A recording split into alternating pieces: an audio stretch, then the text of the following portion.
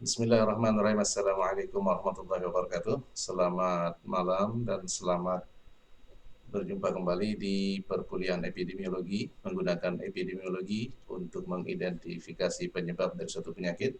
Namun kali ini kita akan membahas desain case control dan nanti kita akan juga membahas sedikit tentang desain cross sectional. Kita mulai dengan tujuan pembelajaran untuk malam ini. Antara lain adalah untuk menjelaskan mengenai desain case control, termasuk bagaimana teknik pemilihan case dan control itu sendiri. Kemudian kita akan mendiskusikan mengenai bias seleksi dan bias informasi pada desain case control. Dan kita akan juga menjelaskan isu-isu lain pada studi case control, termasuk matching dan penggunaan kontrol berganda. Dan terakhir nanti kita juga akan mendiskusikan tentang desain case control study dalam kaitannya dengan kekuatan dan kelemahan yang melekat pada desain ini. Kita mulai dengan pengantar untuk bisa lebih mudah memahami perkuliahan ini dalam kaitannya dengan aplikasi real sehari-hari. Jadi kita mulai dengan sebuah cerita dari Australia, yaitu mengenai seorang dokter mata namanya Dr. Sir Norman Gregg. Jadi beliau ini sekitar tahun 1940-an itu mengobservasi pengunjung kliniknya dan dia melihat bahwa banyak sekali di antara pengunjung kliniknya itu yang menderita semacam katarak karena dia adalah dokter mata dan ini adalah katarak pada anak-anak. Berdasarkan pengamatannya, dokter tersebut mengetahui bahwa pada masa anak-anak tersebut dalam kandungan itu sedang terjadi wabah rubella. Kemudian dokter tersebut menduga bahwa ada hubungan antara paparan rubella pada masa kehamilan pada saat anak-anak ini di dalam kandungan dengan kejadian katarak khususnya pada masa anak-anak. Dan perlu diingat bahwa pada saat itu pengetahuan tentang sifat teratogenik dari virus itu belum diketahui. Nah, contoh lain mungkin yang sudah terdengar familiar di telinga adalah tentang pengamatan seorang dokter bedah di New Orleans, yaitu Dr. Alton Ochsner, yang mengamati bahwa semua pasien kanker paru yang dia operasi itu memiliki sejarah merokok. Kemudian dia membuat semacam hipotesis bahwa merokok itu kemungkinan terkait dengan kanker. Dan perlu juga diketahui bahwa pada saat pengamatan dilakukan, yaitu sekitar tahun 40-an, itu belum ada pengetahuan tentang bagaimana rokok bisa terkait dengan kanker paru, sehingga pada saat itu kesimpulan dari Dr. Alton Ochsner ini tergolong kontroversial. Nah, sekarang pertanyaannya adalah bagaimana klaim dari kedua dokter ini bisa dibuktikan atau dikonfirmasi. Jadi ini yang akan kita pelajari pada perkuliahan kali ini. Mungkin kita mulai dengan sedikit pemanasan. Jadi misalkan Dr. Gregg menemukan bahwa 90% dari anak-anak yang menderita katarak ini memiliki sejarah paparan rubella pada saat kehamilan. Pertanyaannya, apakah klaim bahwa paparan rubella berkaitan dengan kejadian katarak? Itu pertanyaannya. Nah, jika dibutuhkan, Anda bisa berhenti sejenak, pause dulu video presentasi ini dan cobalah dicek jawabannya, coba difikirkan sebelum nanti melanjutkan ke slide berikutnya. Jadi silahkan di pause sekarang juga. Baik, jawaban dari pertanyaan tadi, ya, pertama jawabannya adalah tidak. Hal ini disebabkan karena observasi tersebut belum lengkap tanpa adanya perbandingan dengan kelompok anak yang tidak mengalami katarak. Ya, tentu saja yang mendatangi klinik mata Dr. Gregg adalah orang-orang yang bermasalah dengan mata, termasuk yang katarak tadi. Sedangkan yang tidak katarak itu tidak akan datang ke sana, sehingga Dr. Gregg tidak akan mengetahuinya. Padahal yang hamil pada saat itu tentu saja bukan hanya ibu dari anak-anak yang kemudian menderita katarak yang datang ke kliniknya Dr. Gregg, tapi juga ibu-ibu lain yang anaknya tidak menderita katarak. Dengan demikian, paparan pada kedua kelompok ini tentunya sama, ya, antara yang menderita katarak dengan yang tidak menderita katarak, karena kedua-duanya dalam masa kehamilan pada saat terjadi wabah rubella. Analisa ini kemudian membawa kita ke pertanyaan berikutnya, apakah prevalensi paparan rubella pada masa kehamilan lebih besar daripada anak yang menderita katarak? Ini maksudnya, apakah prevalensi dari paparan rubella pada masa kehamilan itu ditemukan lebih besar pada anak yang menderita katarak kalau dibandingkan dengan yang tidak katarak? Nah, itu pertanyaannya yang harus kita lihat, ya. Nah, yang tadi kesimpulan Dr. Greg itu tidak bisa dibuat tanpa ada perbandingan. Nah, perbandingan ini adalah satu komponen yang sangat penting dari sebuah penelitian epidemiologi. Dan nuansa perbandingannya sangat kuat pada desain case control study ini. Oke, sekarang kita lihat bagaimana desain dari case control study. Jadi seperti yang terlihat di layar Anda, bahwa desain case control ini dimulai dari dideteksinya kasus. Maaf. Jadi di sini ada dua kelompok yang kita sebut dengan kasus dan kontrol. Jadi untuk meneliti hubungan dari sebuah paparan pada kejadian penyakit, kita dapat mengidentifikasi sekelompok orang yang sakit, yang kemudian kita sebut dengan cases, ya. Dan kemudian untuk keperluan perbandingan, kita juga akan memilih sekelompok orang yang tidak memiliki penyakit yang sama dengan kelompok yang sedang kita pelajari atau kelompok case. Dan kelompok ini kita jadikan atau kita sebut sebagai kelompok kontrol, ya, kelompok yang kedua. Jadi yang satu case yaitu mereka yang memiliki penyakit yang sedang kita pelajari, dan kontrol adalah mereka yang tanpa penyakit. Nah, selanjutnya kita tentukan berapa proporsi dari kasus yang sudah terpapar oleh paparan yang kita pelajari dan berapa proporsi yang tidak terpapar. Jadi kita kembangkan lagi di sini, ya. Kelompok case ini kita lihat berapa sih yang terkena paparan dan berapa yang tidak terpapar. Demikian juga di kelompok kontrol, kita akan melihat berapa yang terpapar dan berapa yang tidak terpapar. Nah, hasilnya nanti akan kita bandingkan. Jika ada hubungan antara paparan dan penyakit, maka dapat diperkirakan proporsi yang terpapar pada kasus seharusnya akan lebih banyak daripada proporsi yang terpapar pada yang bukan kasus atau yang kontrol. Nah, bagaimana cara menghitung proporsi ini? Kita lihat lagi di slide berikutnya. Oke, desain case control study. Jadi tadi saya masukkan kembali slide yang tadi, case control. Ada exposed, ada yang tidak terexposed. Di sini juga ada yang tidak terpapar, yang terpapar dan tidak terpapar. Nah, di sini tabel ini akan merangkum dari skema ini. Jadi ini kita beri notasi A, B, C, D. Jadi perhatikan A, B, C, D. Nah, di sini pertama kita pilih dulu kasus, ya, yaitu yang orang yang mempunyai penyakit. Kemudian kita akan melihat paparan pada masa lampau, yaitu apabila mereka terpapar, ini nanti kita hitung sebagai A, dan apabila tidak terpapar, ini kita kasih notasi C. Ya, makanya di sini A, C. Kemudian hal yang sama dilakukan pada kelompok kontrol. Ya, kelompok kontrol. Di sini kelompok kontrol yang terpapar kita masukkan ke B, dan yang tidak terpapar ini kita masukkan ke D. Lantas kita hitung totalnya, berapa jumlah kasus, berapa jumlah kontrol.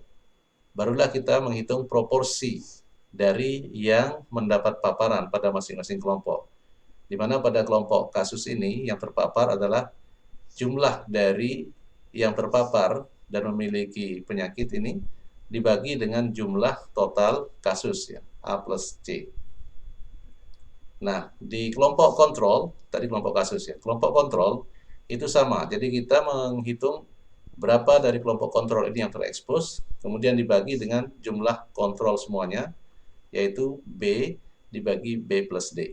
Jadi ini proporsi orang yang terpapar pada kedua kelompok. Nah, perhitungan proporsi ini hanyalah langkah awal. Adapun perhitungan yang lebih mendetail itu akan dibahas dalam perkuliahan selanjutnya. Nah, adapun pertimbangan berapa jumlah kasus dan berapa jumlah kontrol yang digunakan, semuanya tergantung pada peneliti. Ya, tentu saja dengan mempertimbangkan faktor-faktor yang secara ilmiah itu bisa dipertanggungjawabkan. Ya, berdasarkan pengetahuan tentang jumlah kasus dan kontrol yang digunakan, maka kita dapat memahami bahwa kita tidak bisa menghitung berapa prevalensi suatu penyakit hanya dari data yang tersedia pada penelitian kasus kontrol, walaupun kita tahu berapa yang sakit dan yang tidak.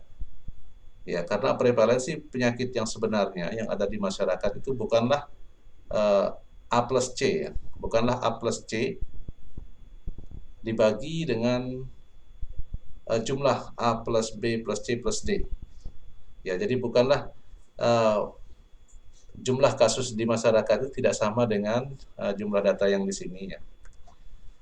Jadi kita tidak bisa menentukan berapa prevalensi yang sesungguhnya.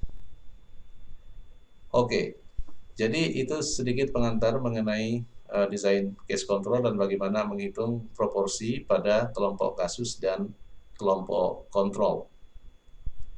Ya, sekali lagi, berapa jumlah kasus, berapa jumlah kontrol itu tentu ditentukan oleh peneliti sendiri.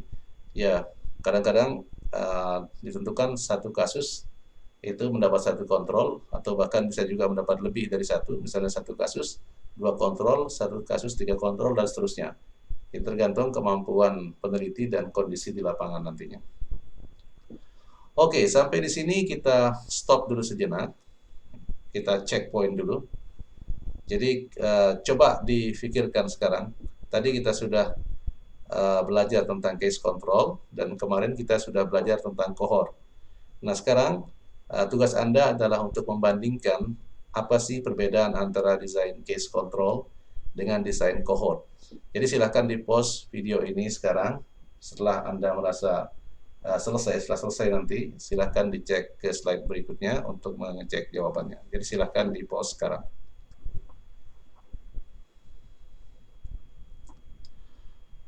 Ya, salah satu karakteristik penting dalam case control ini adalah bahwa ada titik mulainya.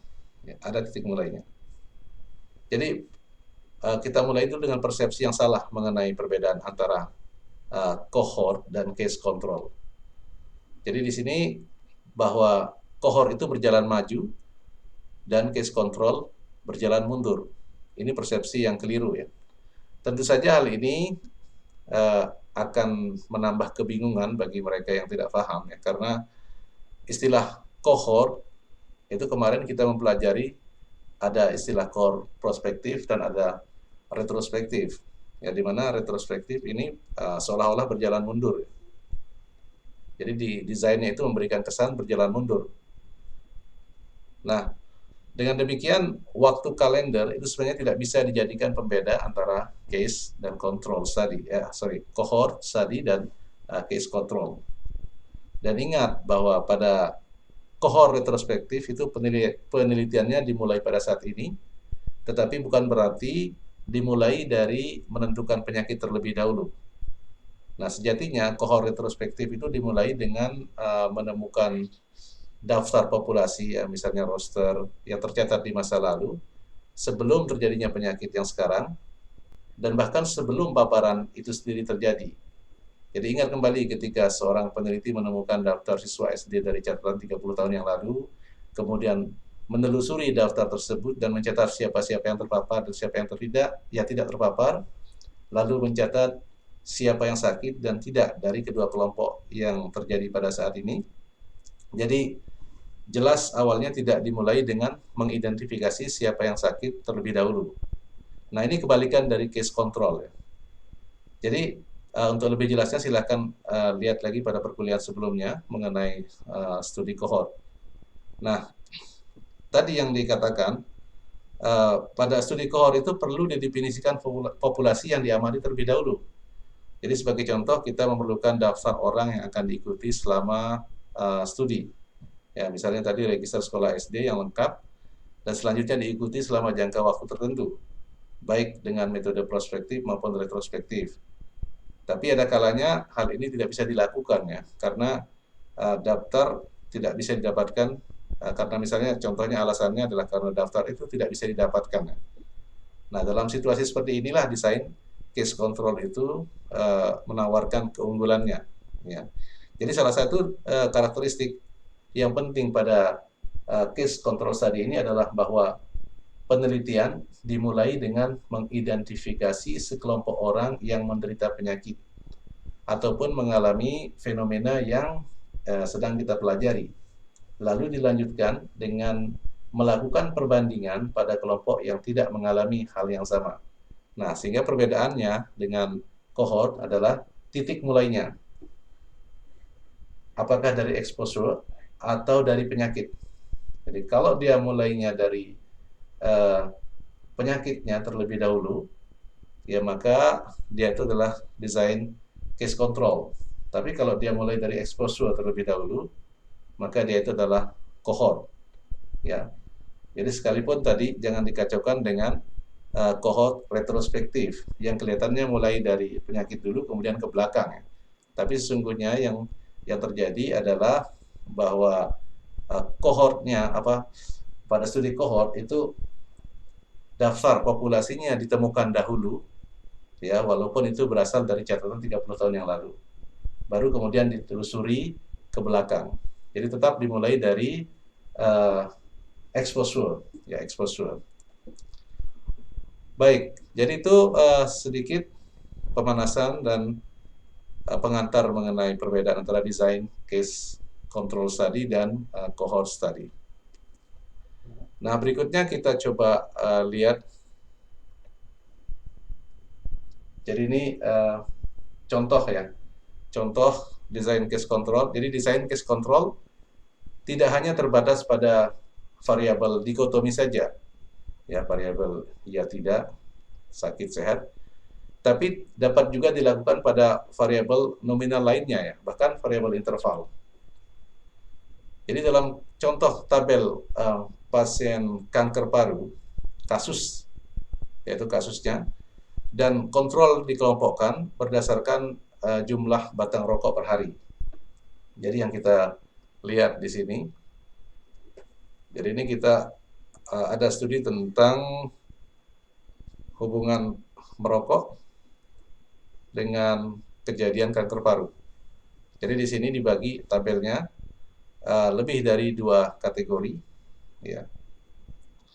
Nah, di sini kita melihat di kolom pertama ada rata-rata rokok dalam satu hari berapa batang, 0, 1 sampai 4, 5, 14 dan seterusnya.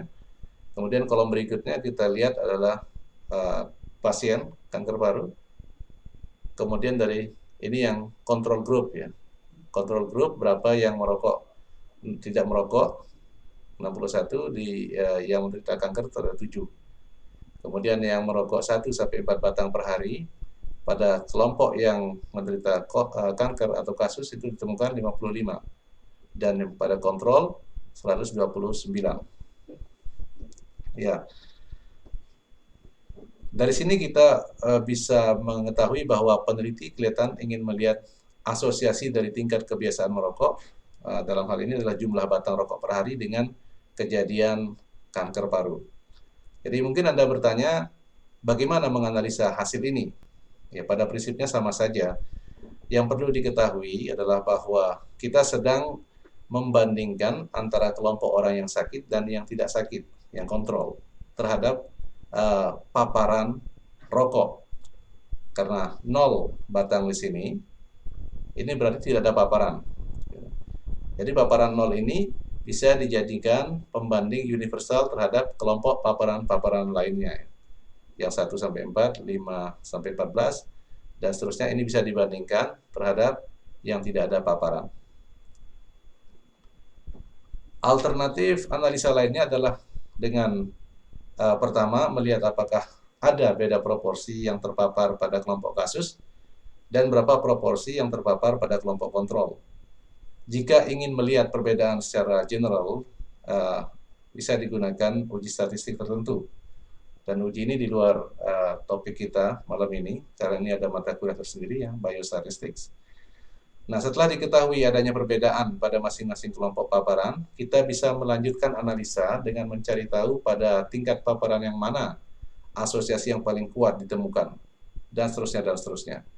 Ya, nanti kita akan ketahui dari kelompok paparan ini, kira-kira mana yang paling kuat hubungannya terhadap pasien kejadian kanker paru. Baik, berikutnya kita akan bahas mengenai potensial bias pada kontrol, pada case control study. Jadi sama dengan pada studi cohort itu ada bias seleksi, ya, ada bias seleksi. Jadi di sini kita berbicara tentang pemilihan kasus, ya, seleksi kasus. Jadi kasus itu dapat dipilih dari berbagai sumber, seperti katakanlah pasien di suatu rumah sakit, kemudian pasien klinik dokter tertentu, atau di klinik swasta. Jika kasus hanya dipilih dari satu sumber saja, maka kemungkinan setiap faktor risiko yang teridentifikasi bisa jadi bersifat spesifik terhadap sumber tersebut. Ya, misalnya rumah sakit A atau klinik B saja, sehingga hasilnya tidak bisa di-generalisir. Jadi, sebaiknya kita mengambil kasus dari berbagai sumber. Jika kasus diambil dari rumah sakit rujukan, katakanlah rumah sakit rujukan, maka perlu diperlakukan dengan hati-hati, karena bisa jadi orang yang dikirim ke rumah sakit tersebut adalah orang yang benar-benar sakit, parah, sehingga faktor risiko yang diobservasi bisa jadi hanya spesifik pada karakteristik orang yang sudah menderita penyakit yang sudah parah tersebut. Nah, ini juga hasilnya akan agak sulit untuk digeneralisir. Dengan demikian, kriteria pemilihan kasus harus benar-benar direncanakan dengan matang dan ditulis sebelum penelitian dimulai. Jadi seperti halnya pada randomized trials. Dalam menentukan kelompok kasus, kita perlu mempertimbangkan beberapa permasalahan terkait dengan pemilihan kasus dengan menggunakan kasus incidence, ya, atau yang baru didiagnos, atau prevalence yang sudah didiagnos. Jadi kita lihat apakah ini incidence, apakah ini prevalence. Kita sudah membicarakan mengenai insidensi dan prevalensi di perkuliahan sebelumnya. Nah, permasalahan dengan kasus insidens, ya, adalah bahwa kita harus menunggu sampai ada kasus baru. Ya, namanya juga insiden, ada kasus baru. Sedangkan jika kita menggunakan prevalence, peneliti tinggal mengambil sampel yang sudah ada, yang sudah sakit saat ini. Dengan menggunakan kasus prevalence, kita bisa mendapatkan jumlah sampel yang lebih besar. Namun demikian, di bidang epidemiologi, penggunaan prevalence kasus cenderung kurang disukai, karena faktor risiko yang berhasil diidentifikasi pada kelompok ini bisa jadi terkait masalah survival, ya, survival, dan bukan kejadian penyakit itu sendiri. Sebagai contoh, jika orang yang baru didiagnosis meninggal, maka ini tidak akan terjaring, ya kasus ini tidak akan terjadi dalam kasus prevalence, sehingga dia menjadi underrepresented. Jadi ini menyebabkan hasil studi ini juga sulit untuk direpresentasikan. Namun demikian, perlu diingat bahwa meskipun kita menggunakan incident case, kemungkinan kita juga akan mengeksklude orang-orang yang sudah meninggal sebelum didiagnos. Ya, jadi sekalipun kita menggunakan prevalence, ya prevalence maksudnya, kemungkinan kita akan mengeksklude orang-orang yang sudah meninggal sebelum didiagnos. Ya, maksudnya maksudnya walaupun kita menggunakan incident case, kita masih ada kemungkinan untuk mengeksklude atau tidak mengikutkan orang-orang yang sudah meninggal sebelum didiagnos, jadi belum diketahui. Nah, tentu tidak ada pemecahan masalah sederhana terhadap situasi yang seperti ini. Tapi yang terpenting adalah bahwa sekarang kita mengetahui berbagai permasalahan yang timbul dalam desain case control. Sehingga hasil yang kita peroleh dari studi ini dapat kita kritisi, karena kita tahu bahwa ada beberapa sumber kelemahan. Ya, kelemahan itu bisa bersumber dari desain penelitian itu sendiri dan cara penelitian ataupun cara data dikumpulkan. Ini tentang bias seleksi.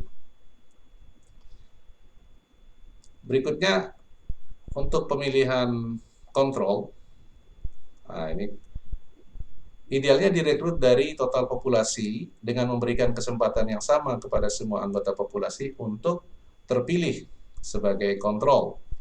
Namun demikian, ini sulit diterapkan, sehingga seringkali sumbernya itu adalah yang sudah ada, jadi sumber dari register sekolah, contohnya, kemudian daftar layanan jasa tertentu, daftar peserta asuransi. Nah, alternatif lainnya memilih seorang kontrol untuk seorang kasus, misalnya berdasarkan lingkungan lokasi tempat tinggal pasien. Jadi teknik pelaksanaannya biasanya itu door to door, dimulai dari rumah pasien sebagai titik awal yang kasus. Kemudian peneliti bisa saja bergerak ya menuju arah tertentu. Sebut saja misalnya ke arah utara, melewati sejumlah rumah yang sudah ditentukan juga berapa jumlah yang harus dilewati, dan kemudian mengambil rumah tangga yang eligible. Ini untuk dijadikan sebagai kontrol. Jadi ini adalah sistem door to door. Jadi mulai dari rumah kasus dulu, kemudian nanti di dalam protokolnya ditentukan apakah akan bergerak ke kiri, kanan, atau ke utara, selatan. Kemudian berapa yang di skip dari rumah-rumah itu sebelum nanti akhirnya memilih kontrol untuk kasus yang tadi, yang pertama. Nah, perlu diketahui bahwa metode door to door, metode seperti ini mungkin efektif untuk negara berkembang. Untuk negara berkembang di mana isu keamanannya tidak terlalu mencolok. Artinya aman-aman saja lah. Di negara maju, ya ini seringkali orang tidak mau membukakan pintu untuk wawancara dengan alasan keamanan. Nah, untuk itu diambil metode alternatif dengan cara menggunakan nomor telepon, ya nomor telepon secara acak. Jadi biasanya nomor telepon itu menunjukkan lokasi tertentu.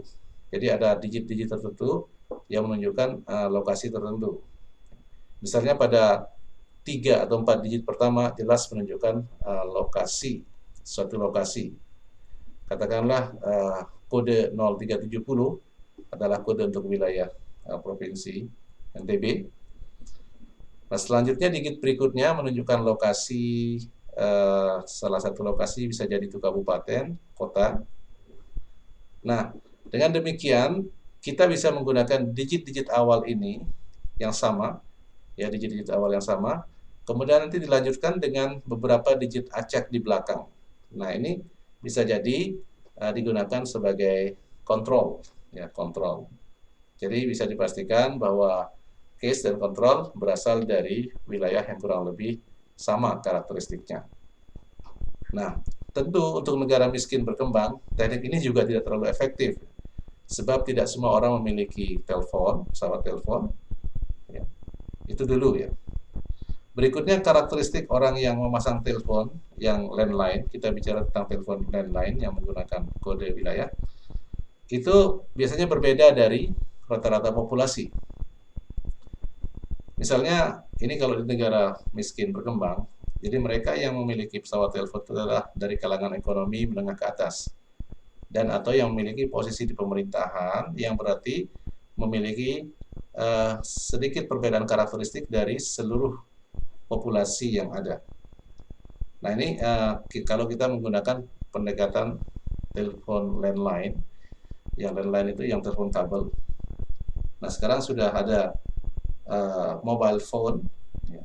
Cuman mungkin prinsipnya sama saja. Kalau seandainya di pesawat smartphone itu memiliki nomor yang sudah terkode dengan kode-kode tertentu, itu juga bisa kita gunakan. Ya, metode lain adalah dengan penggunaan teman dekat ya, atau best friend control. Jadi pada pendekatan ini kasus diminta untuk memberikan nama teman dekatnya yang kemungkinan bisa atau mau berpartisipasi dalam penelitian ini. Namun demikian, pendekatan ini juga memiliki kelemahan di mana terlalu banyak kesamaan karakteristik antara kasus dan kontrol. Itu juga dikhawatirkan ya kesamaan-kesamaan tersebut bisa mempengaruhi hasil. Ya, karena kesamaan tersebut juga meliputi kesamaan karakteristik yang sedang dipelajari. Jadi sehingga justru tujuan untuk melakukan perbandingan bisa jadi tidak tercapai. Ya, namun demikian teknik pengambilan ini juga bermanfaat, terutama pengambilan kontrol dari saudara atau pasangan jika diperlukan untuk mengontrol aspek genetika ya, sisi genetika. Itu akan sangat bermanfaat ya kalau kita ingin mengesampingkan pengaruh genetika. Pada penelitian kita bisa menggunakan metode pengambilan pasangan atau saudara. Nah, nanti kita akan memperdalam mengenai hal ini. Nah, berikutnya penggunaan data pasien rumah sakit sebagai kontrol. Nah, ini pemilihan pasien rumah sakit sebagai kontrol ya seringkali didasarkan pada pemikiran bahwa mereka ini mudah diidentifikasi sehingga menjadi relatif murah dalam pelaksanaannya. Namun demikian, kita tadi sudah membahas pasien sebuah rumah sakit tidak bisa dikaitkan dengan populasi tertentu. Jadi populasi yang diwakili oleh pengunjung rumah sakit itu agak sulit didefinisikan, ya bahkan tidak jelas sama sekali. Apalagi pengunjung atau pasien rumah sakit sendiri memiliki karakteristik yang berbeda dengan populasi pada umumnya. Jadi misalnya prevalensi merokok pada pasien rumah sakit bisa jadi lebih tinggi daripada prevalensi merokok pada populasi. Hal ini karena disebabkan karena orang yang masuk ke rumah sakit itu mungkin saja dia masuk rumah sakit karena terkait masalah rokok. Nah, yang kedua, pengunjung dari rumah sakit itu bisa berasal dari wilayah yang sangat luas ya, bahkan di luar wilayah jangkauan sehingga agak sulit untuk mendefinisikan populasi. Nah, sehubungan dengan kondisi yang tadi, yang demikian itu, maka biasanya kita akan berpikir untuk mengambil kasus sekaligus kontrol dari rumah sakit yang sama. Ya tentu kontrolnya adalah mereka yang masuk ke rumah sakit, tapi bukan karena penyakit yang sedang kita pelajari. Ya sebut saja misalnya penyakit X, kita sedang belajar penyakit X. Nah, permasalahan yang bisa timbul di sini adalah siapa yang akan dijadikan kontrol. Maksudnya pasien yang masuk ke rumah sakit karena penyakit apa? Ya, kalau dia bukan karena penyakit X, lantas karena penyakit apa? Nah, apa alasan ataupun kriteria pengambilan kontrol? Kemudian, mengapa kita mengambil kontrol penderita penyakit A misalnya? Ya. Bukan penderita penyakit B atau penyakit C. Terus bagaimana jika pasien penyakit A dan B? Ya, bagaimana jika penyakit pasien A atau B atau C juga memiliki keterkaitan dengan paparan yang sama dengan penyakit yang kita pelajari, penyakit X tadi. Ya, misalnya ketika yang dipelajari itu penyakit kanker paru. Kasus kita adalah kanker paru. Dan kontrolnya adalah mereka yang masuk ke rumah sakit dengan kondisi emfisema. Nah, emfisema ini kan terkait juga dengan masalah rokok. Ya, jika ini terjadi, maka akan sulit untuk melihat efek rokok terhadap kanker paru. Lantas, bagaimana selanjutnya ini? Haruskah kita mengambil semua pasien lain, yaitu pasien selain kanker paru atau selain penyakit X, itu sebagai kontrol? Ya, apakah harus begitu? Nah, salah satu penyelesaian yang sering dilakukan adalah dengan melibatkan semua pasien, tapi dalam proses analisanya dilakukan secara terpisah dan hati-hati sekali. Ya, tapi ini juga akan menjadi agak sedikit sulit ya. Intinya dalam analisa data itu harus betul-betul dilakukan dengan menyeluruh, seksama, dan selalu didasari dengan pertimbangan-pertimbangan ilmiah. Berikutnya,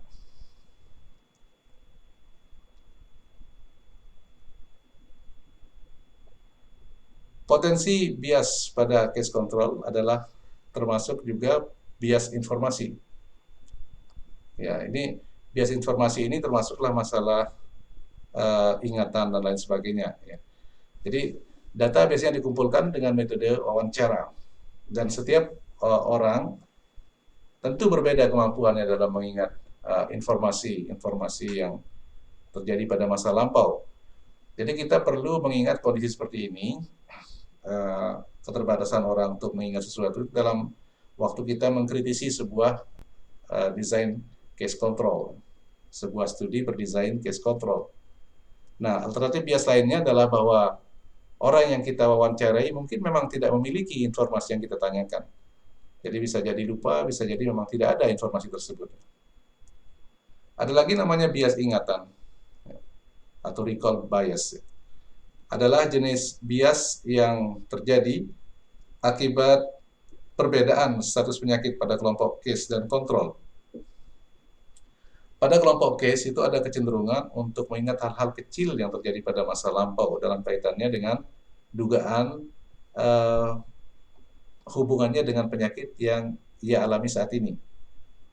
Nah, kejadian-kejadian kecil itu bisa jadi diingat dengan jelas karena mungkin saja pada saat itu ada semacam dugaan, ya.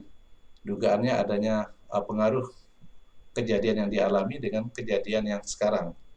Jadi dia berusaha keras untuk mengingat-ingat. Nah, bagi kelompok kontrol, kejadian-kejadian kecil seperti itu mungkin tidak akan diingat sama sekali, atau bahkan tidak difikirkan sama sekali, karena memang tidak ada pengaruhnya, tidak ada konsekuensinya di masa yang sekarang. Sebagai contoh, ketika kita mempelajari kemungkinan hubungan antara kejadian congenital malformation dengan infeksi prenatal misalnya. Jadi kita akan mewawancari kelompok ibu yang anaknya mengalami congenital malformation itu sebagai kasus, kelompok kasus. Dan kelompok yang tidak mengalami itu sebagai kelompok kontrol.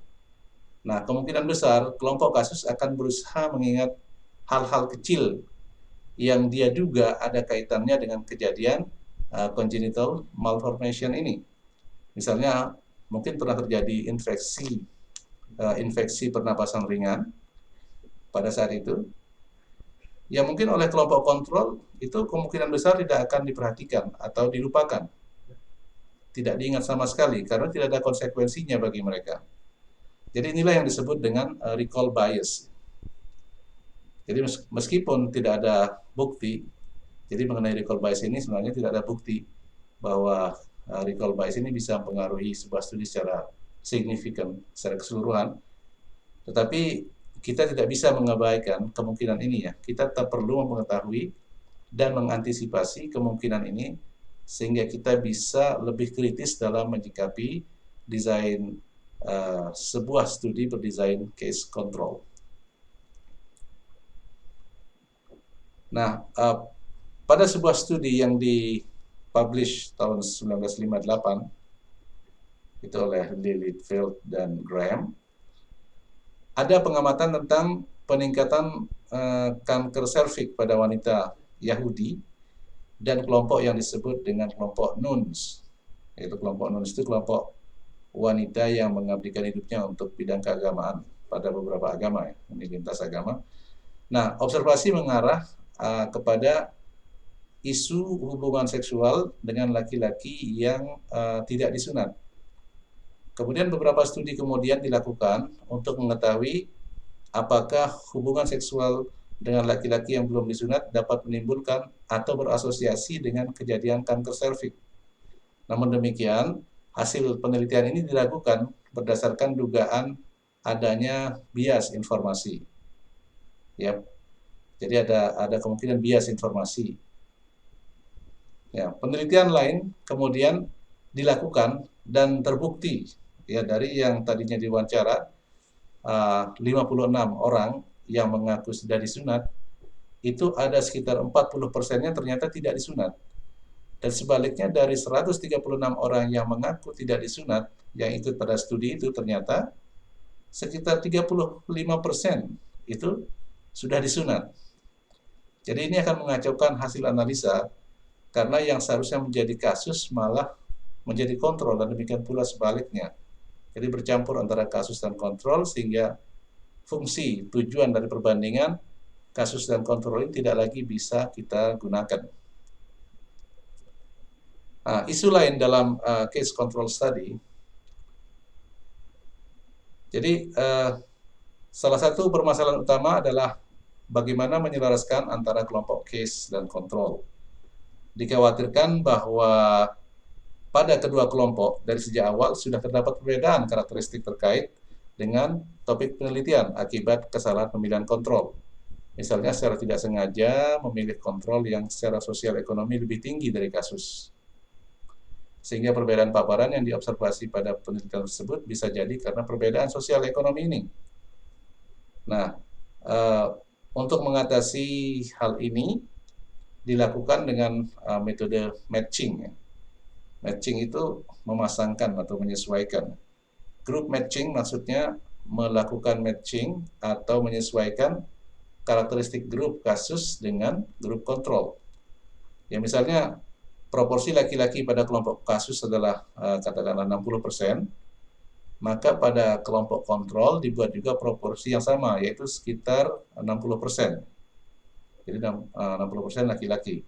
Demikian juga dengan karakteristik lainnya. Nah, individual matching, jadi ada dua, yang grup sama yang individual. Jadi individual matching ini sama dengan group matching, hanya saja penyelarasannya dilakukan di tingkat individu.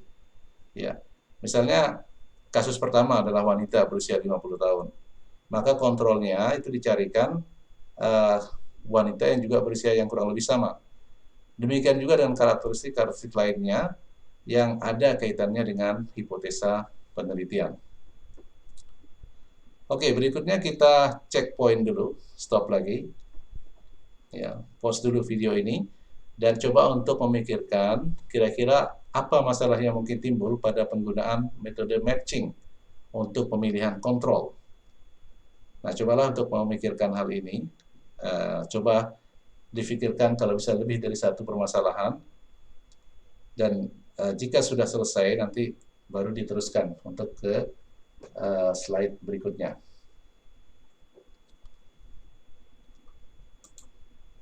Baik, permasalahan pada metode matching. Jadi ada permasalahan praktis ya.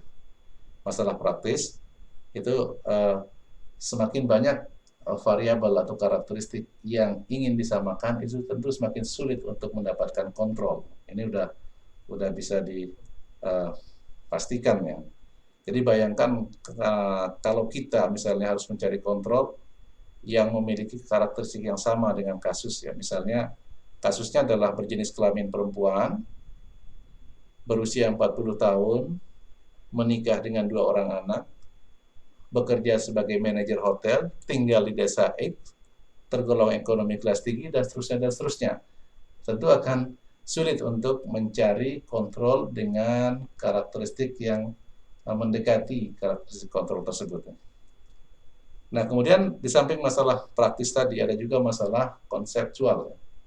Jadi permasalahan yang bersifat konseptual ini mengacu uh, ketika kita melakukan matching pada variabel atau karakteristik yang justru ingin kita pelajari. Jadi seandainya kita ingin mempelajari hubungan status pernikahan dengan kanker payudara.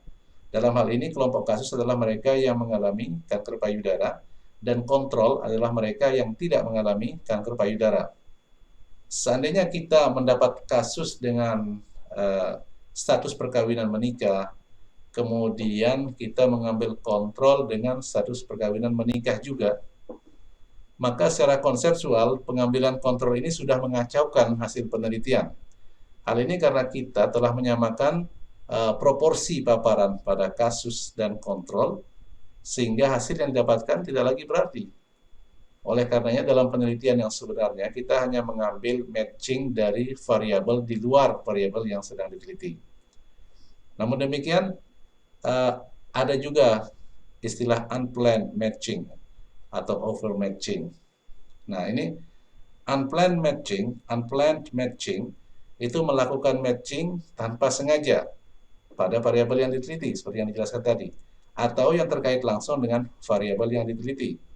Sebagai contoh, melakukan matching dengan mengambil kontrol dari lingkungan yang sama dengan kasus, secara otomatis juga melakukan matching pada variabel sosial budaya yang melekat dengan lingkungan tempat tinggal keduanya.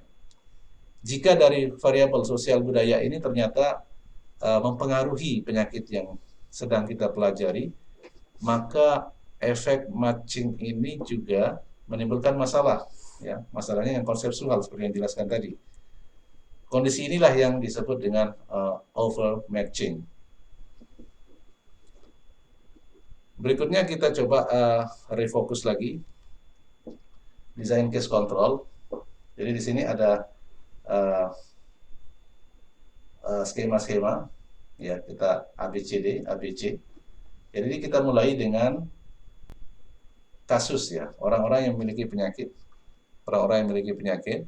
kemudian kontrol yang tidak memiliki penyakit. Kemudian kita lihat sejarah paparannya, dan kemudian kita lihat tentukan berapa yang terpapar pada kelompok yang kasus atau yang memiliki penyakit, dan berapa yang tidak terpapar pada kelompok yang tidak memiliki penyakit. Demikian juga dengan kelompok kontrol, ya, yaitu mereka yang tidak memiliki penyakit yang sedang diteliti. Nah, kemudian jika paparan ini berasosiasi dengan penyakit yang diteliti, ya, seandainya ada asosiasi di situ, ada hubungan, maka kita bisa mengharapkan atau seharusnya kita akan bisa melihat bahwa proporsi yang terekspos ataupun yang terpapar pada kelompok kasus itu akan lebih besar dari proporsi yang terpapar pada kelompok kontrol. Dan sebaliknya, ya, proporsi yang tidak terpapar pada kelompok kasus itu lebih kecil daripada proporsi yang tidak terpapar pada kelompok kontrol. Jadi itu logikanya. Kalau kita lihat ada hubungan, itu ada perbedaan proporsi di sini. Jadi ini besarnya ukuran kotak ini mewakili besarnya proporsi. Ya, perlu diketahui bahwa case control study bisa dikombinasikan dengan cohort study, ya, yang telah kita pelajari minggu lalu. Jadi contoh gabungan kedua metode ini dikenal dengan istilah nested case control study atau case cohort study. Jadi bisa digabungkan antara dua desain ini, yang cohort dengan desain case control. Nah, tapi karena pembahasan yang kita lakukan sekarang ini didesain dan diperuntukkan untuk mahasiswa Magister Ilmu Administrasi Kesehatan, maka saya hanya membatasi pengantar case control study saja. Tapi jika Anda tertarik untuk mempelajari tentang hal ini, jadi silakan dipelajari tentang nested case control study dan case cohort study. Oke. Kemudian sekarang kita beralih ke salah satu desain lainnya. Ya. Kali ini desain cross-sectional study. Ya, cross-sectional study.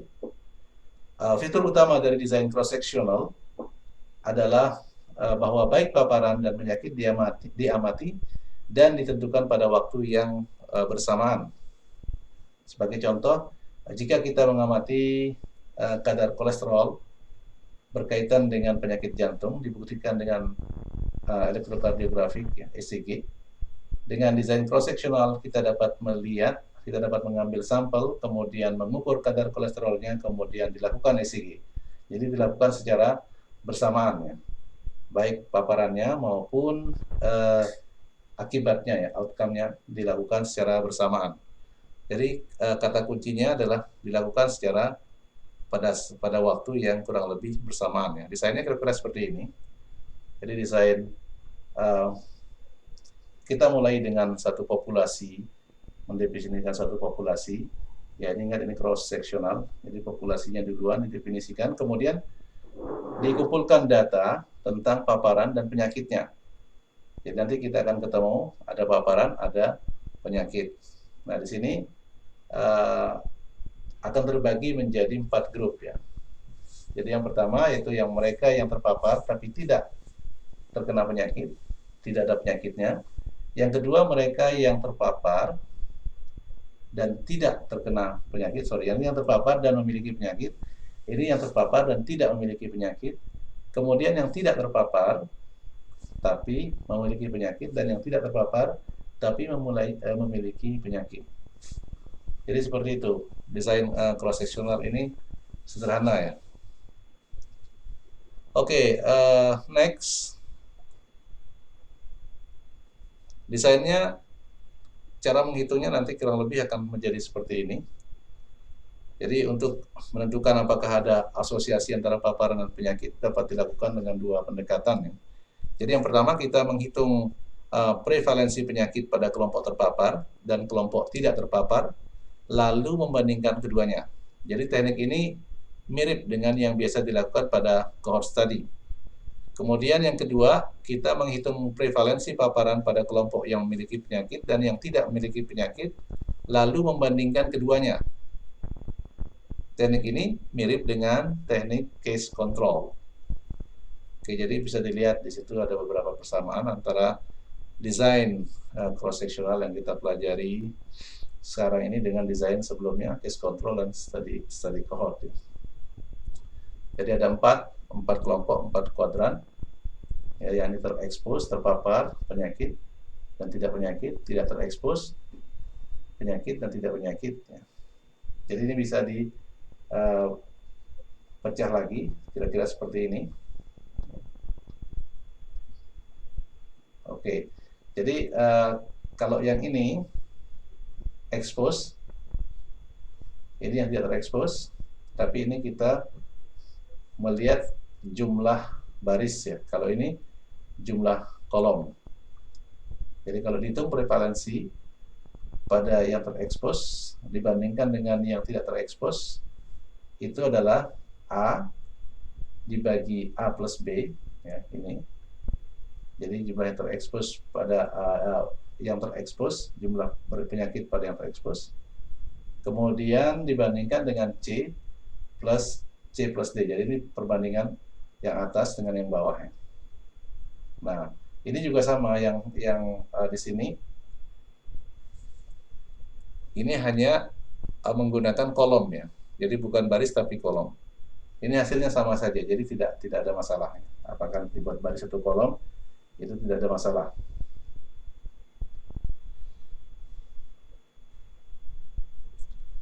Baik, kita bahas sedikit saja mengenai permasalahan pada desain cross-sectional.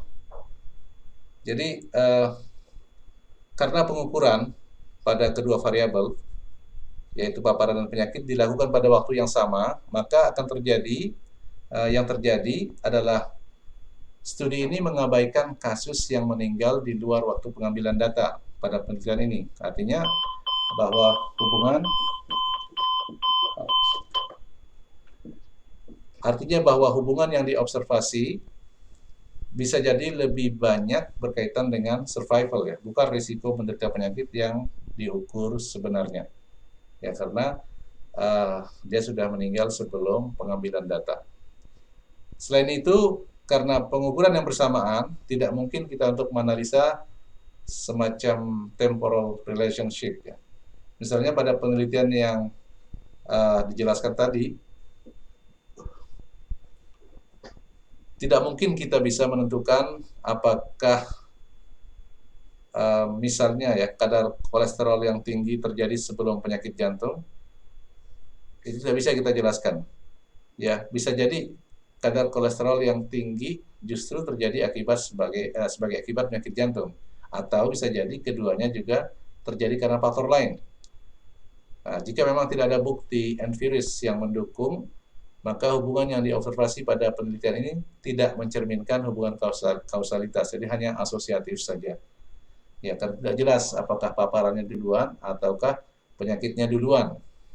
Walaupun di data terlihat terpisah, tapi kita tidak tahu dan tidak bisa kita identifikasi mana yang datang duluan.